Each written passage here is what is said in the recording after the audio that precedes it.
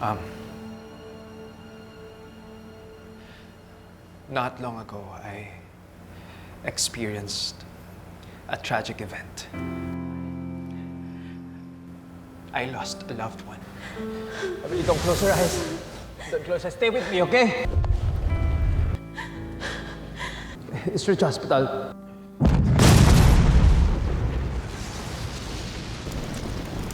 Emily! Emily! I was devastated.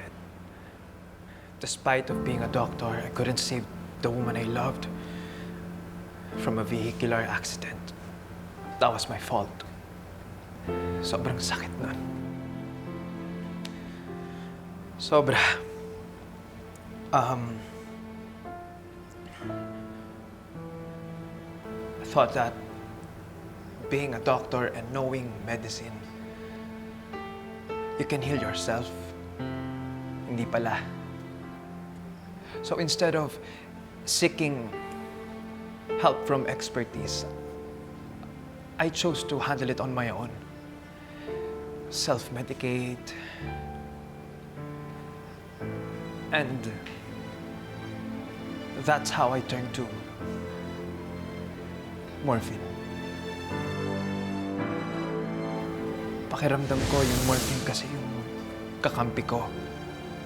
By taking it, all the pain that I felt would vanish. Tama pala yung sinasabi nila na kapag may nawala sa buhay mo, siguradong may darating na bago. But this time, not just anyone, but someone who saved me from my drowning. That's mine. Morphine! Annalyn, di ba kaibigan mo ako? Bakit mo ako sinisira? Bakit mo ako gustong sirain? Gusto mo bang masira yung kaibigan mo? Gusto mo ba akong masira? Yun ba yung plano mo? Bakit? Bakit Di hindi sa mo ako ganun, tulungan? mali yung ginagawa mo! Niligtas niya ako. Hinila niya ako sa kumunoy na kinalalagyan ko.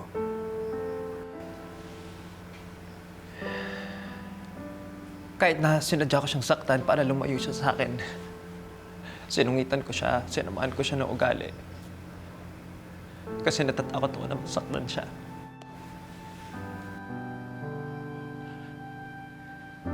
Pero ang kulit-kulit nitong tao na to. Kulit. Hindi niya ako sinukuan kasi... Kaya ka nandito kasi gusto mo kong kamustahin.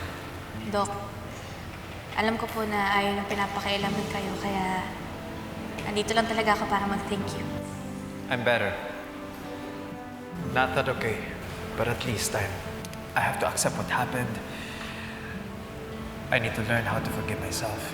Dok, kung kailangan mo man po, I got you.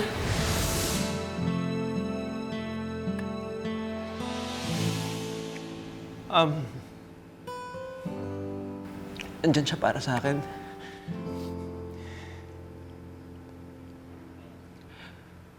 Kahit na anong ginawa ko sa kanya, niligtas pa rin niya ako sa sitwasyon na kinalagyan ko.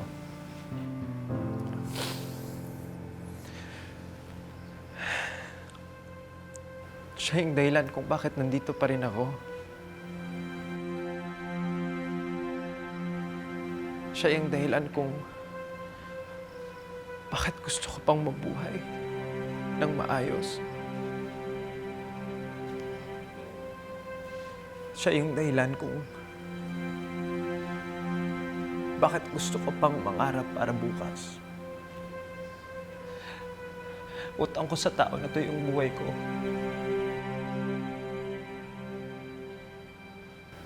Sobra ako nagpapasalamat sa Panginoon kasi binigay niya sa akin si Dr. Annalyn Santos. Dok, kahit na ang kulit-kulit mo,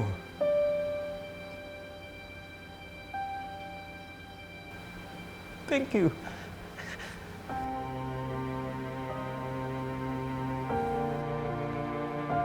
Thank you.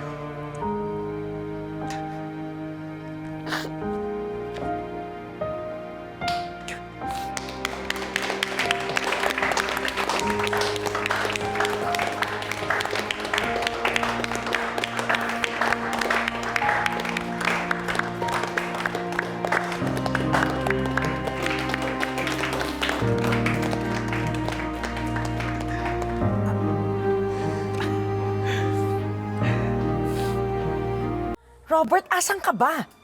Moira, hindi ba pwede hindi tayo mag-usap kahit isang araw lang? Hindi ba pwedeng bigyan mo ako ng kahit konting space man lang? Paano kita bibigyan ng konting space? Ang sabi mo, pupunta ka ng Cebu, wala ka naman dito. Hindi ba pwedeng magbago ng isip? Sino ba nagsabi na sundan mo ako dyan? Ako ba? O sige na, katangahan ko na sumugod ako ng Cebu na hindi ko nalalaman kung talagang nakarating ka nga rito. Pero ito ang sagutin mo.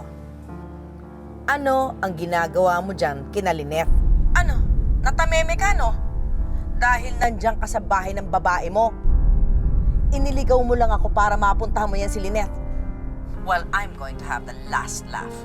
Ipababarangay ko yang si Lynette dahil nangangalantari siya ng asawa ng may asawa. Don't you dare, Moira. Hindi ka na nahiya. I'm mad, Robert. I am really mad. Ibabalik ko lang yung sinabi mo sa akin isang araw. You are not the boss of me. Subukan mo lang ako, Robert. Subukan mo lang ako.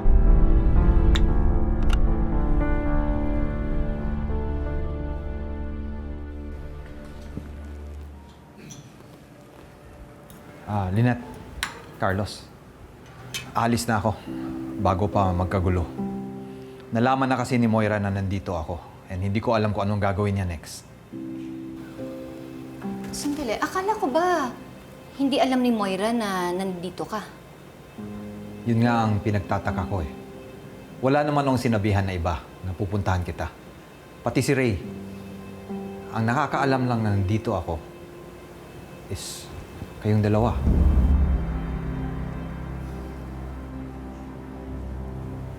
Bakit ganyan ka makatingin sa akin? Sa tingin mo ako nagsabi kay Mora na nandito ka? Kayo lang ni Lynette ang nakakaalam na nandito ako. Imposible naman na siya ang magsabi kay Moira. So, pinagsuspetsahan mo ako? Bakit? May iba ba? Sara ulo ka pala eh! Pinutuloy ka na nga dito! Nagbibintang ka pa! Carlos! RJ! Ano ba? Tama na! RJ! Ano ba? Eh, sinungaling yan eh. Siya lang naman pwede magsabi kay Moira. Dad?